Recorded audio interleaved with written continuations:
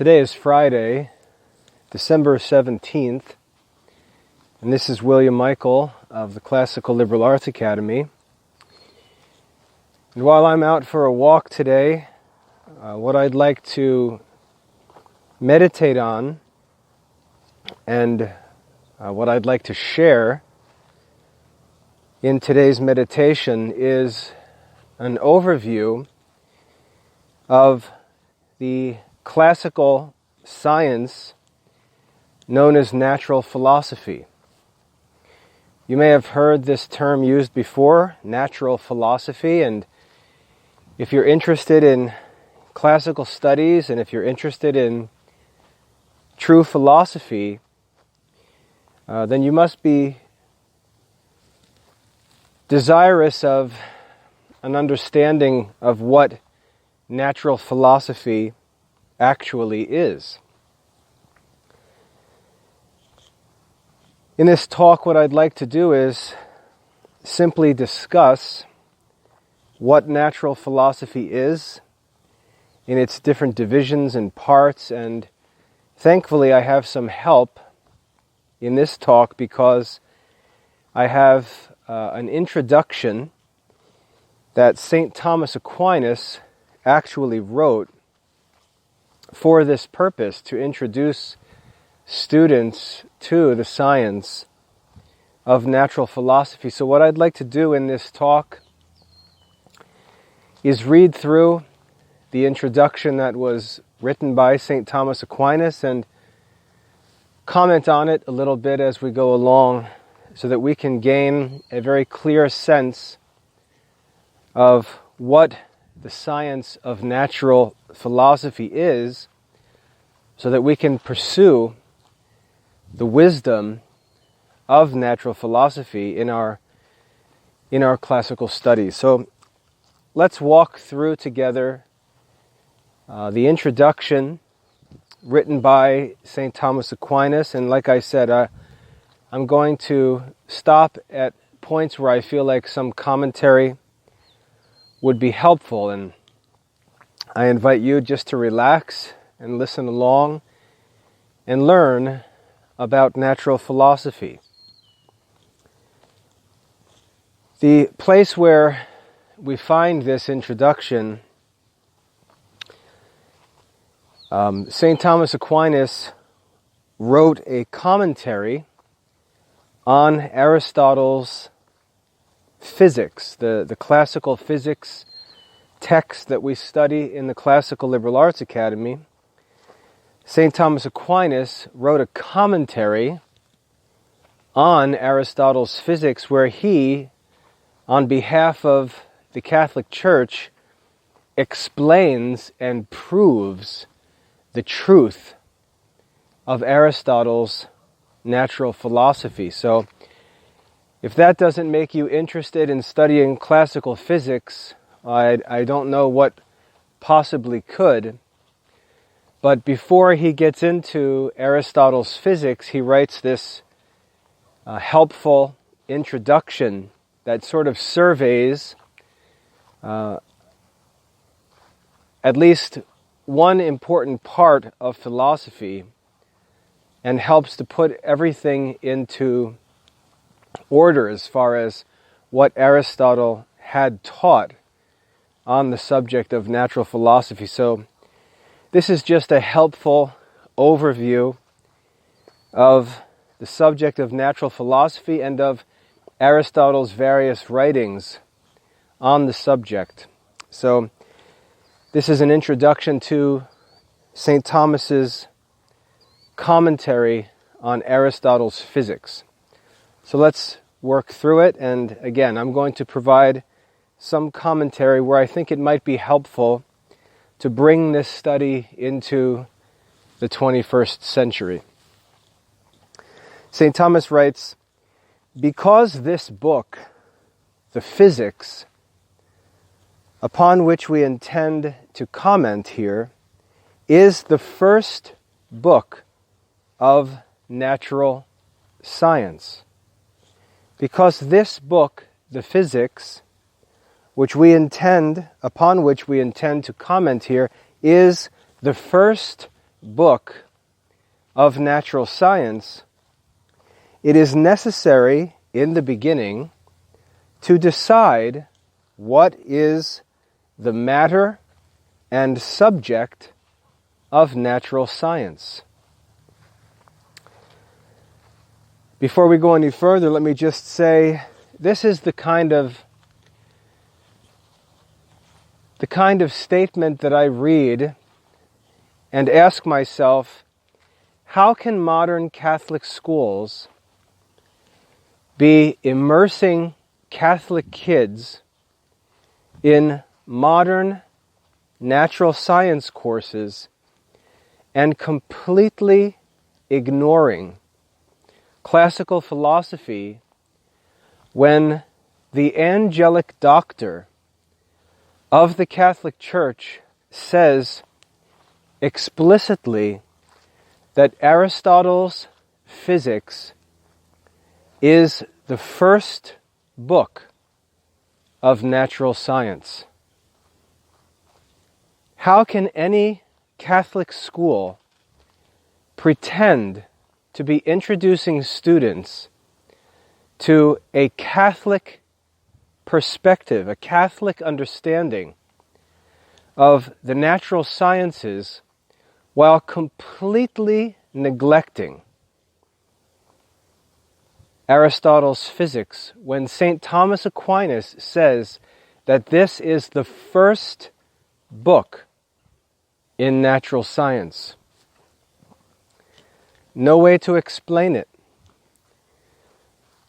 Also, how can school publishers, Catholic school publishers, Catholic homeschool publishers, pretend that they're helping Catholic students by continually rushing into the publication of modern science textbooks when the doctors of the Catholic Church, and as far as academics are concerned, the greatest of all the doctors of the Church, St. Thomas Aquinas, states plainly that for Catholics, the first book in natural science is the Physics of Aristotle.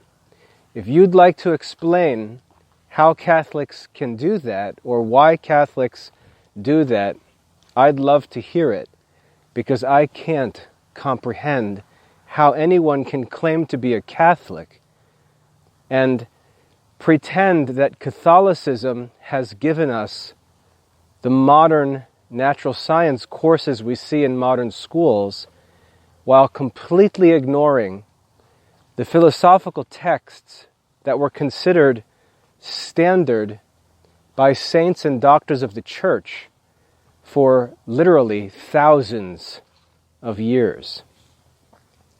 St. Thomas Aquinas says that Aristotle's Physics is the first book on natural science, and he says that 15 to 1600 years after Aristotle wrote this book.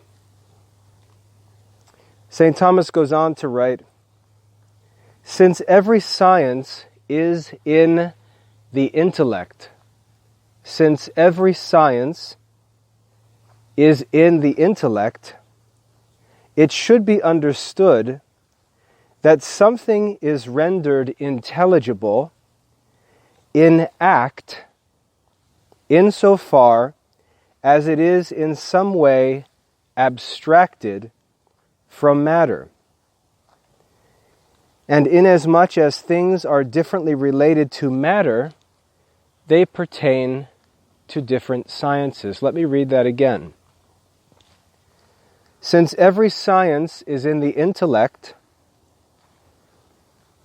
it should be understood that something is rendered intelligible in act rather than in potentiality, insofar as it is in some way abstracted from matter. And what he means there, again, there's this reference to two concepts in philosophy. The idea of something existing in act, or in actuality, something that has been actualized, versus something that exists in potential, something that can be versus something that is. Knowledge, he says, exists not in the world. The knowledge of the natural world does not exist in the trees or in the animals or out in the garden.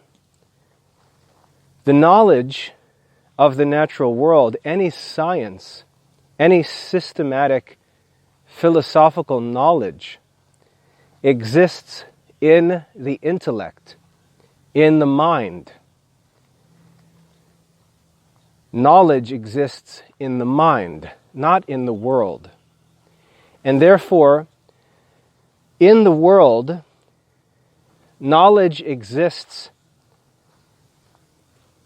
in a state of potentiality. The knowledge is present, but not in an actualized way. Out in the woods, out in the field, out in the ocean, out in the garden, knowledge exists in potentiality. It's there for someone to come and discover. But the knowledge, the scientific knowledge, can never be actualized until it enters into the human intellect and then exists as science in act, in actuality. This is why a library does not contain true knowledge. The library, at the very most, or any book, at the very best, contains only learning in potential. Potential learning, but no actual learning, because actual learning can only exist in the intellect.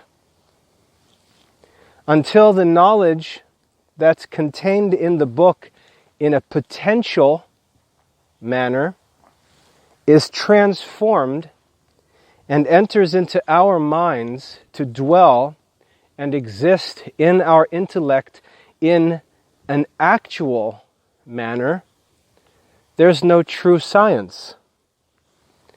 Because science exists in actuality in the intellect.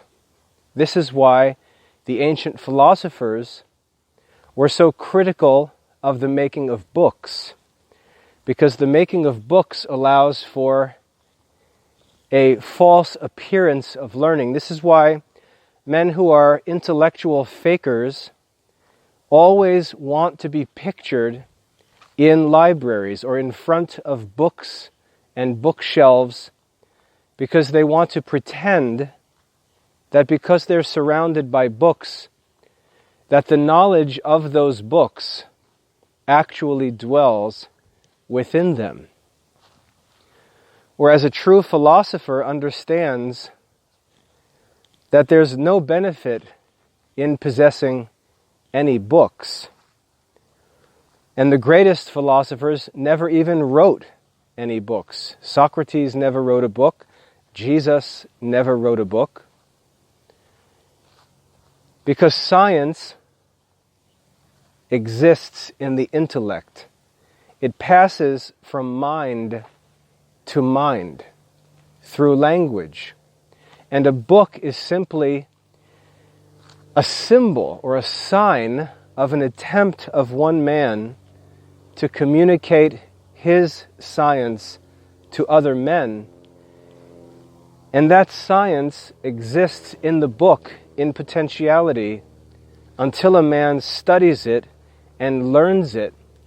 And those ideas transfer in act from the mind of the author to the mind of the reader. And until that happens, there is no learning. There is no science. St. Thomas says, since every science is in the intellect, it should be understood that something is rendered intelligible in act insofar as it is in some way abstracted from matter. That is, the objects we perceive in the material world have to be converted, as it were, into ideas through our senses, through our memory, in our minds.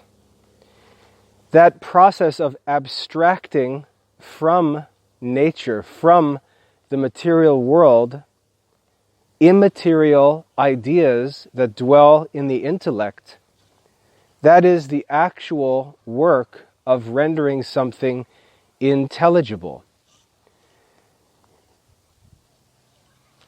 The information in the natural world, the sensible information that exists in created things, has to be abstracted and transformed into ideas that exist in the intellect. And when that process occurs, science is actualized. Inasmuch, he says, as things are differently related to matter, they pertain to different sciences. As things relate differently to matter, they pertain to different sciences. So the different sciences that exist rise up from the different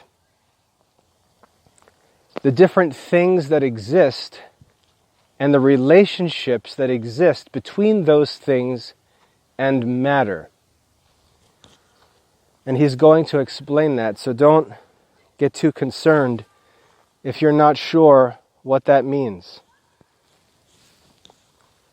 He goes on and says, furthermore, since every science, every different science, is established through demonstration, since every science is established through demonstration, and since the definition is the middle term in a demonstration, it is necessary that sciences be distinguished according to the diverse modes of definition.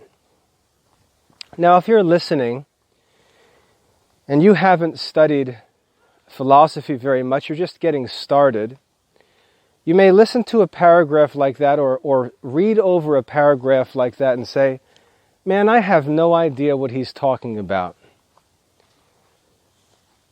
But that's a good thing. I know that many people, many modern students who've been raised in modern schools will come across a paragraph that contains ideas they're not familiar with, and they'll immediately start to think that they can't learn these things or that there's no point studying them, because they've been trained in this modern mindset to say, well, I think this is above my grade level.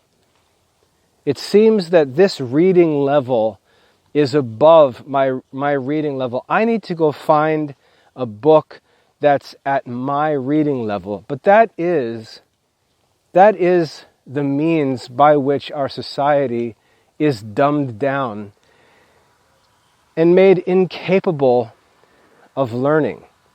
Made incapable of learning. Because in order for us to learn, in order for us to grow intellectually, we have to step into studies. We have to engage with studies that are beyond us. That's the whole point of studying, is to undertake studies that are beyond our current comprehension. When we study, we encounter one of two different kinds of information. If we're reading something that is within our grasp, it may have something new in it, but it's close enough in proximity to our current knowledge, that we can receive it, we can comprehend it and embrace it, and add it to our learning. That's one kind of learning that's possible when we study. But there's another kind of learning that's equally important that most people today don't appreciate, don't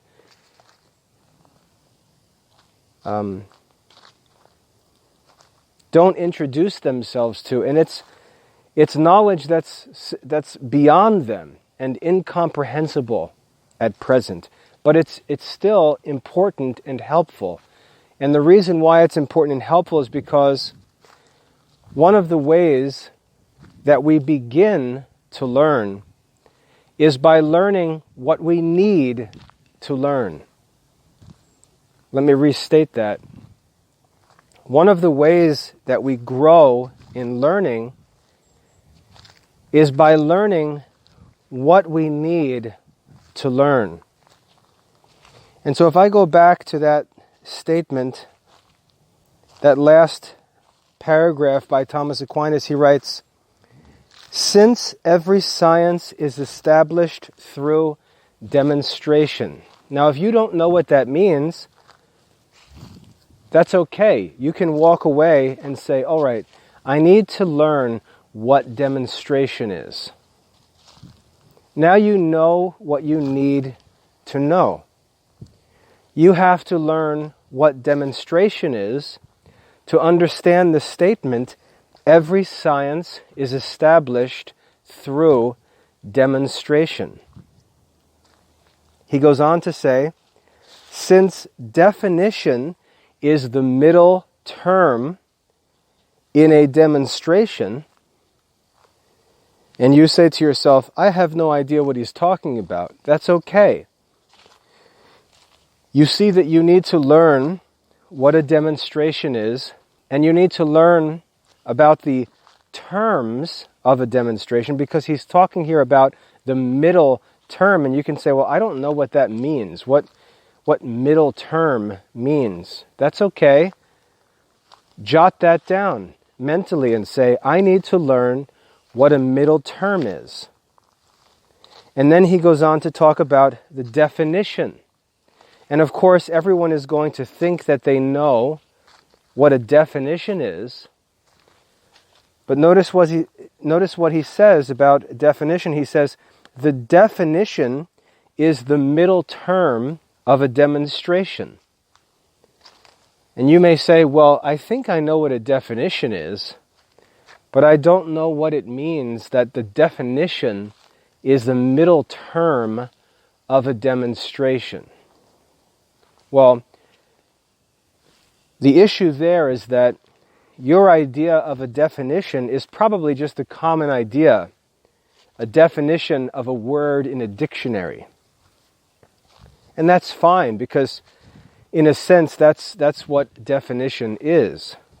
But St. Thomas here is talking in philosophical terms, and he has a very specific understanding of what a definition is. And so you have to note that and say, okay, I need to learn what a definition is. Where can I learn where this idea of definition is taught that St. Thomas is referring to? And at this point, I'm not going to tell you the answer to that. But you can see as you read either the works of the philosophers or even works of doctors of the church, you'll see that they refer to an assumed knowledge that you may not have. And what that should say to you is, this is a knowledge that you need as a Catholic to gain. This is a knowledge that's assumed in the writings of the doctors of the church. The doctor of the church writing in the 13th century can assume that you know something like, since every science is established through demonstration, and since the definition is the middle term of a demonstration, St. Thomas assumes that you already understand that. and therefore uses that existing knowledge, that assumed knowledge, to lead you to new conclusions, new learning. And so we see that if our education, if our studies don't lead us to the knowledge of these things, we can't advance to the knowledge of the next things. And this is why Catholic education in the 21st century is in the state that it's in. Not only are the higher sciences not being studied, but the fundamental sciences on which the higher sciences depend are not being studied. Since every science is established through demonstration, what's significant for you to know there is he's saying that demonstrative reasoning, the kind of reasoning we learn in the book Prior Analytics of Aristotle, demonstrative reasoning, is the instrument by which scientific knowledge is established. This is the scholastic method. When people talk about the Socratic method, they're talking about something else. The Socratic method is what Aristotle called the dialectical method. St. Thomas here is talking in philosophical considerations about the demonstrative method, the scholastic method. Since every science is established through demonstrative reasoning, and since the definition, or a definition, is the middle term in any demonstration, in other words, when we have a syllogism, a logical argument, we have the first term and the second term. I shouldn't say the first term and the second term. I should say we have the first premise, and then we have a second premise, two statements between which there is a relationship that leads necessarily to a third statement, which is called the conclusion. This structure of this argument, as Aristotle defines it, a discourse where two statements being laid down, a third necessarily arises from them. That's what a demonstration is. The middle term, as he says, the definition is the middle term in a demonstration. What we find is that the essential part of a logical argument is a definition. And that's all that I'm going to say about that. Just listen to what St. Thomas says. Realize that these are subjects that you're going to have to study to really understand these things. And we're going to move on because this is really not the focus of this talk. Since every science is established through demonstration, and since the definition is the middle term in a demonstration, it is necessary that sciences be distinguished according to the different modes of definition. He goes on and says, it must be understood, therefore, that there are some things whose existence depends upon matter. There are some things whose existence depends upon matter, and which cannot be defined without matter. There are some things whose existence depends upon matter and cannot be defined without matter. Further, there are other things which, even though they cannot exist except in sensible matter, have no sensible matter in their definitions. So this is a second class of things. Things which cannot exist except in matter, but do not have sensible matter in their definitions. And these differ from each other as the curved differs from the snub. And he gives us an example here. The snub exists in sensible matter, and it is necessary that sensible matter fall in its definition, for the snub is a curved nose. The same is true of all natural things, such as man and stone. So the first class of things are things which cannot exist except in sensible matter, and their definitions must contain sensible matter. He gives us an example of a snub, which is kind of awkward for us to think about because we don't use this term very much in modern English, but he says a snub is a curved nose. And there we have the definition of a snub. A snub is a curved nose. And notice that in the definition we have the subject named, the snub, and then we have the genus to which it belongs, which is nose, and we then have the difference which distinguishes it from other species in that genus. It is curved.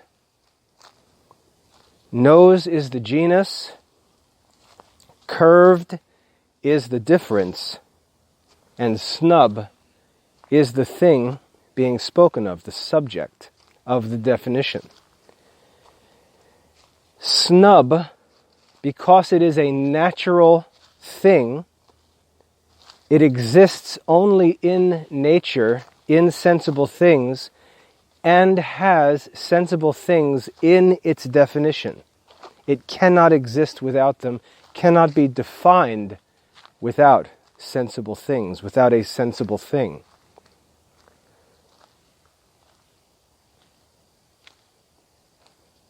However, sensible matter, like the nose, does not fall in the definition of curved. So a snub is a curved nose. But these words, snub and curved, even though they have a relationship between them, they're different kinds of things. Snub requires that something sensible be present in its definition. But curved doesn't. A curved thing cannot exist except in sensible matter. A curved thing can only be present in sensible matter because that's what it means to be curved. How can something invisible or insensible be curved? It's curved as relates to the senses. Therefore, it must exist in sensible things,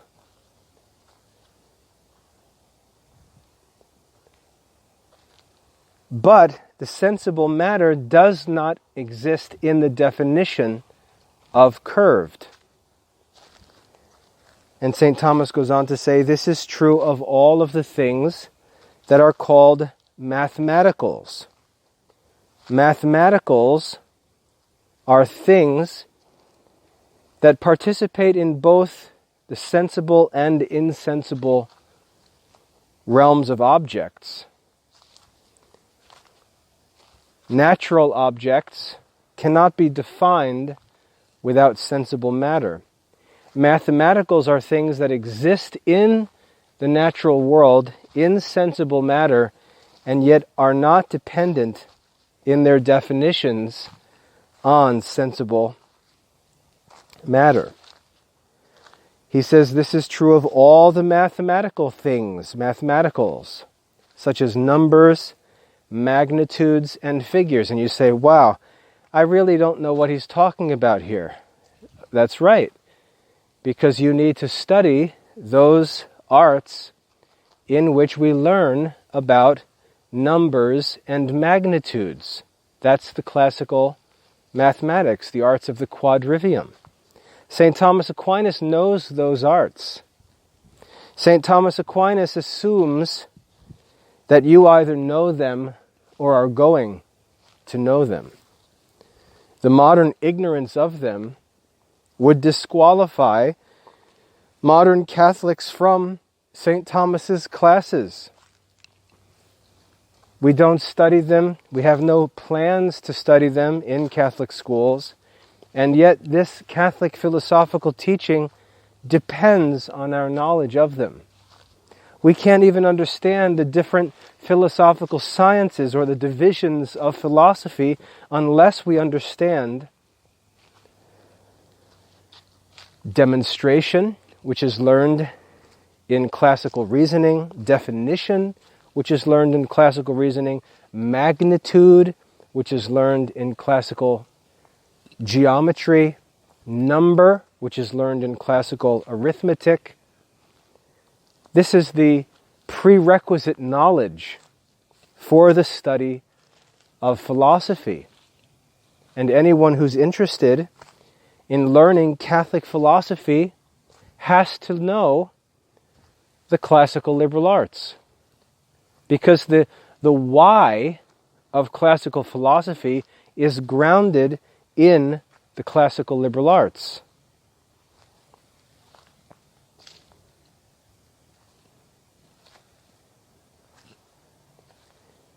There are still other things, he says, a third class of things. There are still other things which do not depend upon matter, either according to their existence or according to their definitions. And this is either because they never exist in matter, such as God and other separated substances, that is, abstract substances, or because they do not universally exist in matter, such as substance, potency, act, and being itself. Things that exist above and outside of matter. So there are three classes of things, St. Thomas says, because science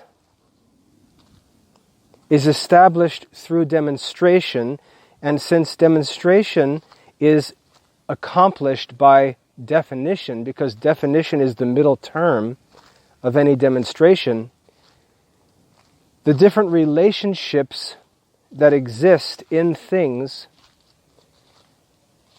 between those things and matter, lead to three different sciences. Three different sciences. The three major divisions of philosophy. The first class of things we learned exist in matter and require sensible things for their definition. The second class of things are things which can only exist in matter, but they do not require matter or sensible things in their definition. The third class of things are things which do not exist in matter and do not need any matter or sensible thing in their definitions. So three classes of things, and this is what St. Thomas is leading us to understand, that this leads us to a necessary division of philosophy into three different sciences. So this isn't an opinion. This isn't just some convenient way that ancient wise men organized the curriculum. They didn't just design their own curriculum and do what they wanted. There was a necessary division of sciences in philosophy because there are three different types of things to be investigated. Material things or natural things, which is the first class, mathematical things, which was the second class, and we could say supernatural or immaterial things, which is the third class. Three classes of things require three different sciences in philosophy.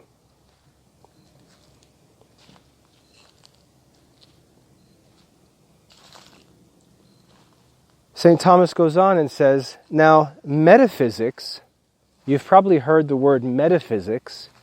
You may wonder, what in the world is metaphysics? Well, St. Thomas is going to talk about that a bit. And this is another one of those things where you need to learn what you need to learn. He says, metaphysics deals with things or investigates things of the latter sort. Metaphysics investigates the third class of things. And the word metaphysics means beyond physics or above physics. This is where we get the word super, which means above, natural. Supernatural means beyond what's natural. That's the same idea as metaphysical.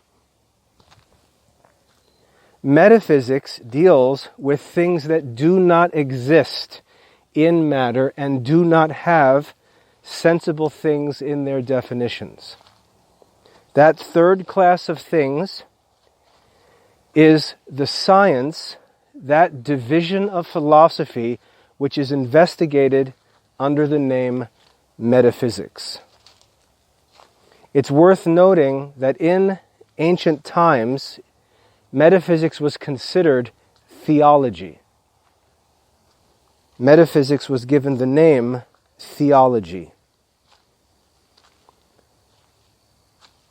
Second, he says, mathematics, what we call mathematics, deals with those things which depend upon sensible matter for their existence, but not for their definition. So mathematics is a second division of philosophy, which investigates the second class of things he described. And he re-describes them here. He says, things which depend upon sensible matter for their existence, but not for their definitions. And he gave us some examples. Magnitude, number, and so on. And thirdly, he says, and natural science, which is called physics, deals with those things which depend upon matter, not only for their existence, but also for their definition. And so St. Thomas has brought us, as a master teacher, to clearly understand what the subject is of this work of Aristotle on physics. He just said, natural science, which is called physics, deals with those things which depend upon matter, not only for their existence, but also for their definition. So three kinds of things, three philosophical sciences.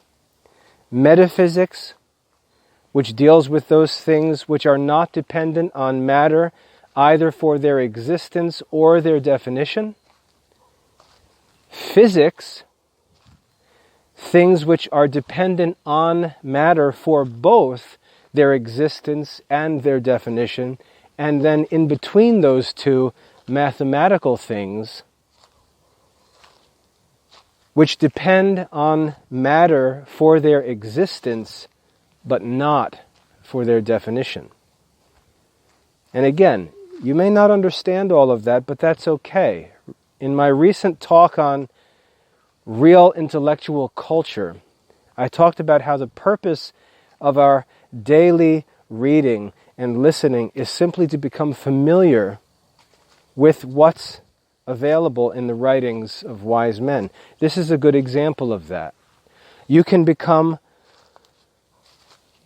more knowledgeable in things you already know something about, but you can also learn about topics that you don't know about that direct your future readings and future studies. What you should never do is move about with this modern grade level or reading level mindset where if you open a book and try to read it and find that it's difficult, you just avoid the study, close the book, and say, no, that's above my level. The problem with that method is that book is going to be above your level forever, because your level is never going to change. You should read through a book, even if it's impossible for you to understand, simply to accomplish the first step of learning, which is to become familiar with the content of the works and to learn what needs to be learned.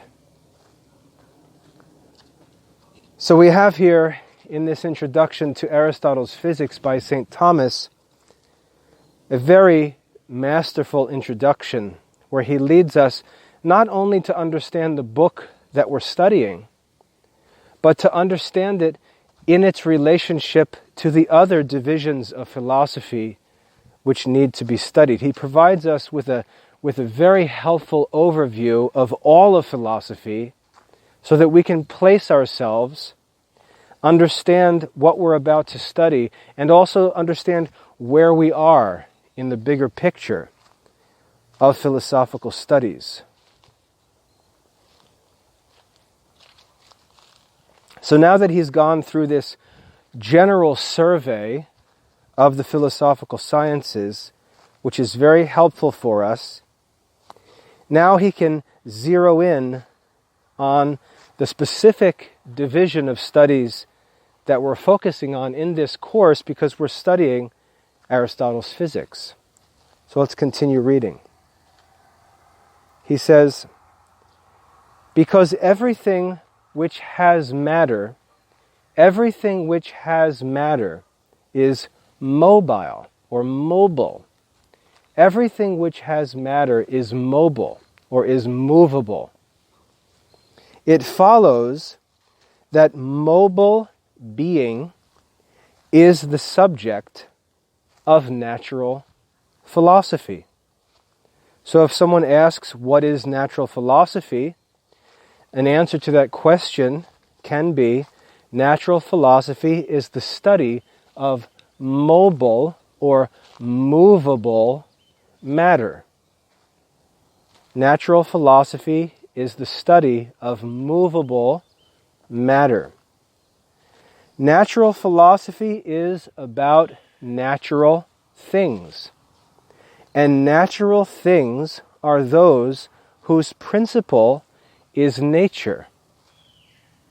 But nature is a principle of motion. Nature is a principle of motion. And rest in that which it is. Therefore, natural science deals with those things which have in them a principle of motion. Natural science deals with those things which have in them a principle of motion. Furthermore, those things which are consequent upon something common must be treated first and separately.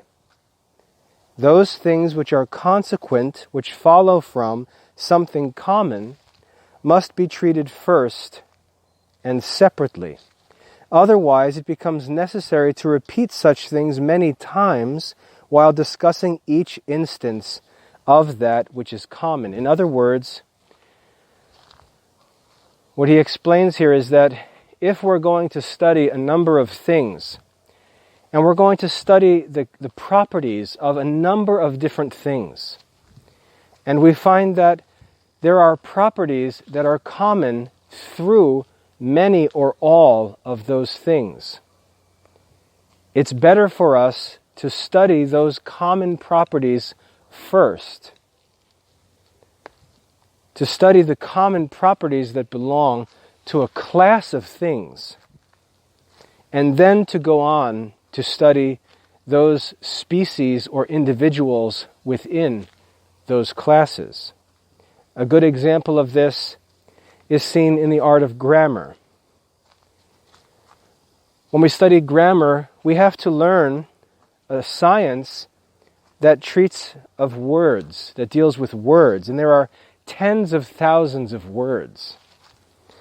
And we could, if we wanted to, we could start and work one word at a time and study everything that there is to know about each word we encounter.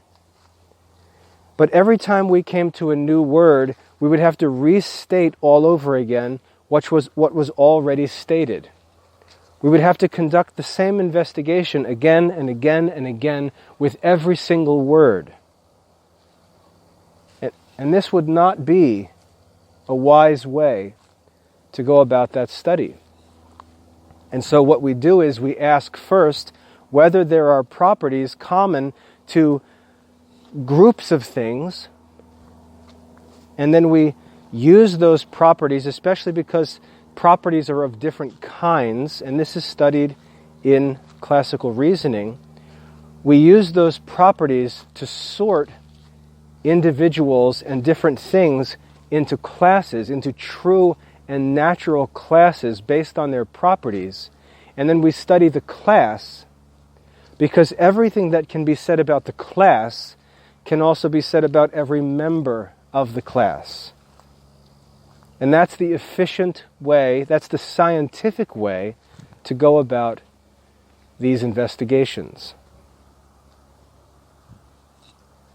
I'll read that again to now put that in that context. He says, those things which are consequent upon something common must be treated first and separately. Otherwise, it becomes necessary to repeat such things many times while discussing each instance of that which is common, that is, which belongs to a class. Therefore, it was necessary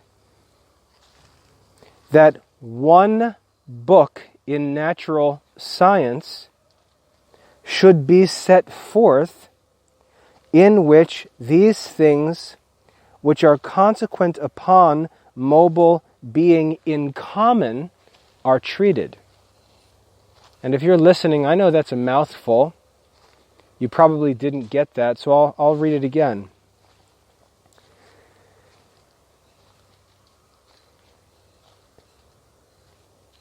It was necessary that one book in natural science should be set forth in which those things which are consequent upon mobile being in common are treated.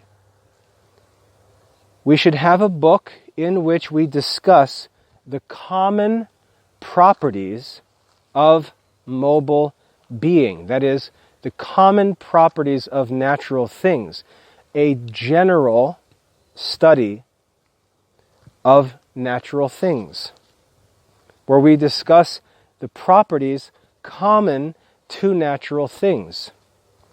We should start with what's common or universal, and then proceed to the study of species and individuals.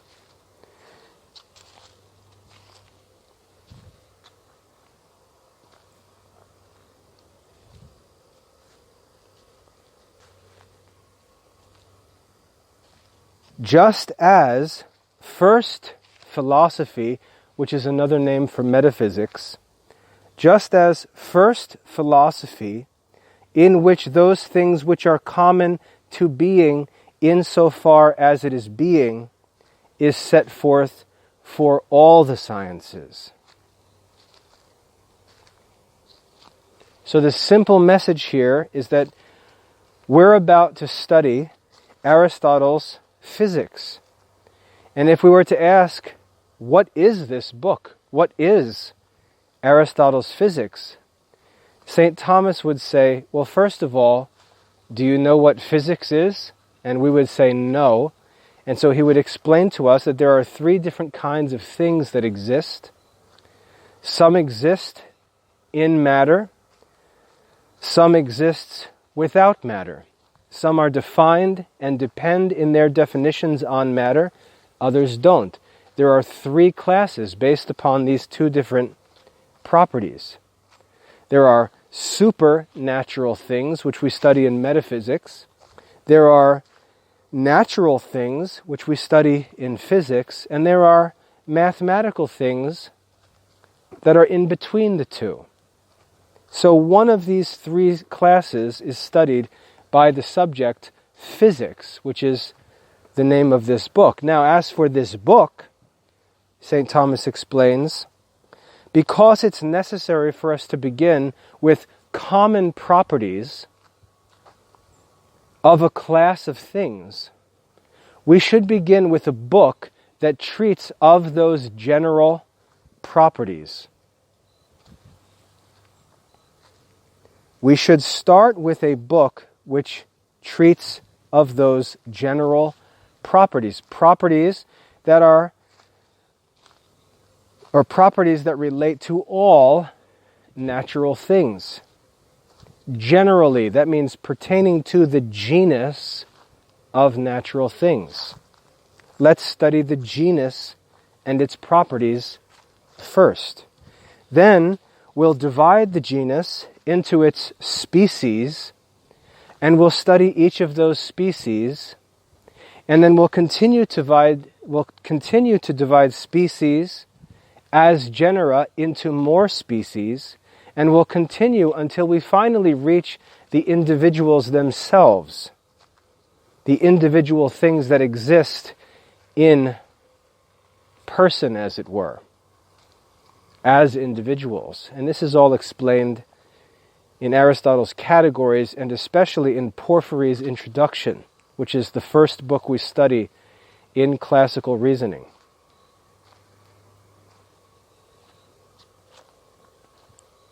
Now we get into the real helpful practical stuff, the direction in our studies from St. Thomas Aquinas.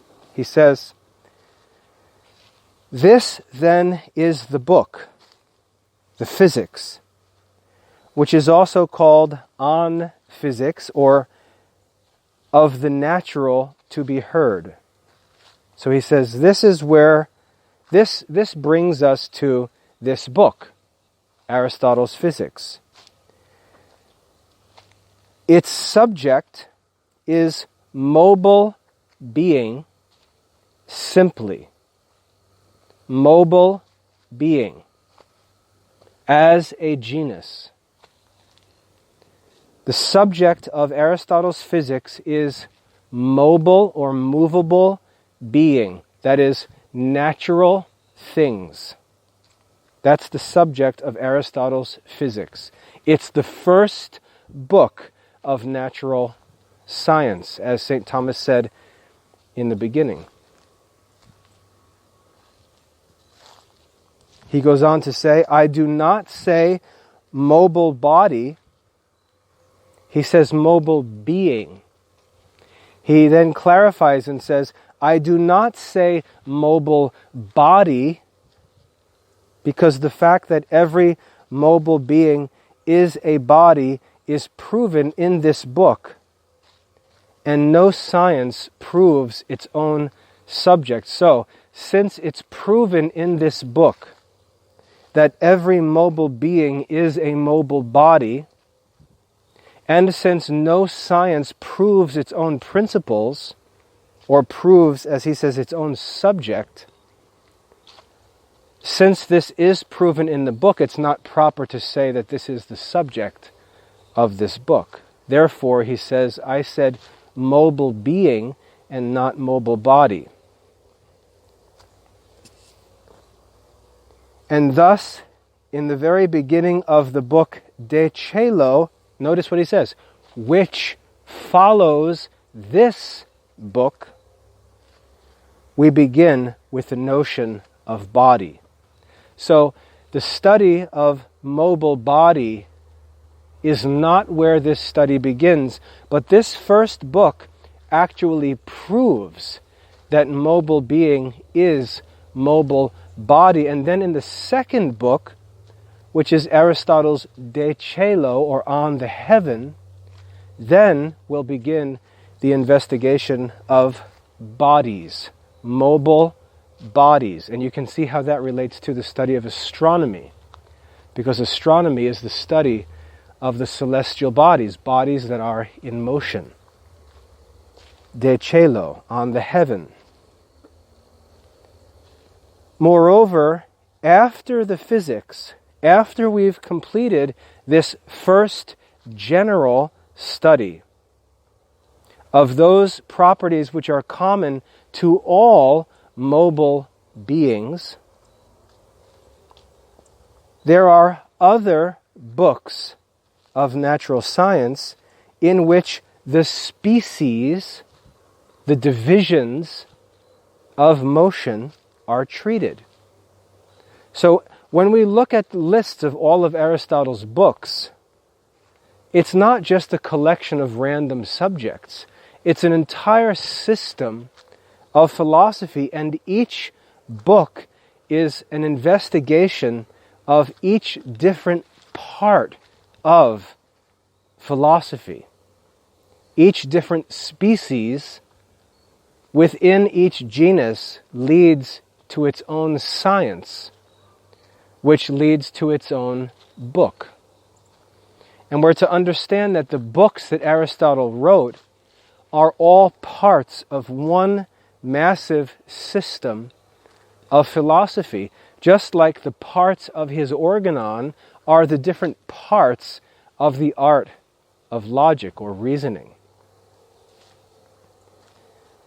St. Thomas goes on and says,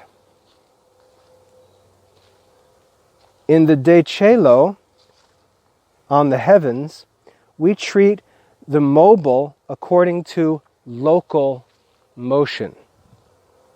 We treat the mobile according to local motion, which is the first species of motion.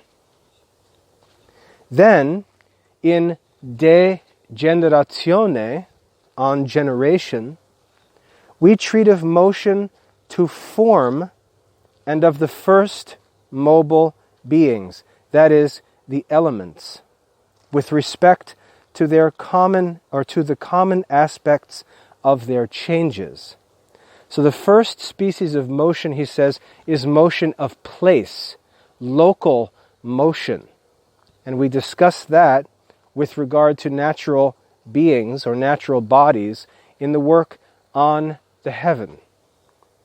Then in De Generatione, we study natural bodies, but with respect to a different species of motion, namely the motion of change. We consider change in form rather than change or motion in place.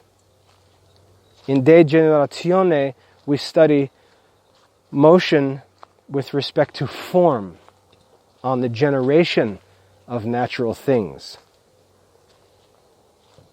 Their special changes are considered in the book De Meteororum. De Meteororum. In the book De mineralibus, we consider mobile, mixed bodies which are not living. Living bodies are considered in the book De Anima and the books which follow it. So here we see we have a helpful outline of Aristotle's writings on natural philosophy and what their proper subjects are to guide our study in natural philosophy. The first book is Aristotle's Physics. And what does it cover? It covers the general properties common to all mobile beings. And then after that, after we study the physics and we learn the general properties that are true of all mobile being, we then begin to specialize by studying the sciences of the individual species contained within the genus of natural things. We study De Caelo and look at mobile body as relates to locomotion. Then we look at De Generatione and study mobile body as it relates to motion or change in form. And then De Meteororum, De Mineralibus, De Anima.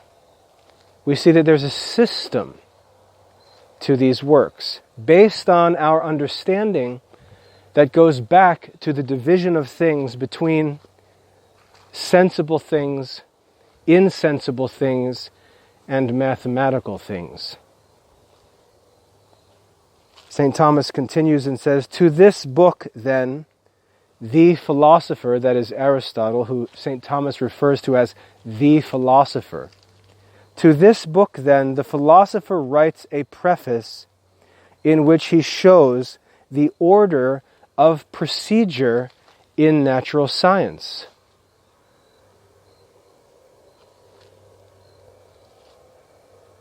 In this preface, he does two things.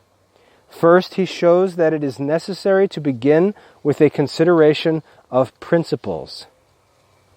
Secondly, he shows that among principles, it is necessary to begin with the more universal principles, which is just what St. Thomas explained. He then gives the following argument. In all sciences of which there are principles or causes or elements, understanding and science proceed from a knowledge of the principles, causes, and elements. But the science which is about nature has principles, elements, and causes. Therefore, it is necessary in it to begin with a determination of those principles. Now I'm going to stop at this point because I've accomplished the goal of this talk. And we're now into the introduction to the physics themselves, the actual physics of Aristotle. But what I want you to see from this talk, if you have heard of the term natural philosophy, but haven't really understood what it refers to, you can see now that natural philosophy refers to the study of natural things. You can see that there is a method to this study and to all philosophical study. You can see that the works of Aristotle are not just a bunch of random books he wrote to meet the deadlines of his publisher like a modern author. But Aristotle's works are different parts of an orderly, systematic treatment of the different philosophical sciences. There's not only an order to the books, but there's an order to their study. And now that we know that order, now that we can lay out that curriculum map, as it were, rather than design our own curriculum, like the blind leading the blind, we can actually follow the true order of these sciences and studies and progress efficiently and securely through them. That's the goal of this talk as regards natural philosophy. So, as I said, this was taken from an introduction written by St. Thomas Aquinas to his commentary on the Physics of Aristotle.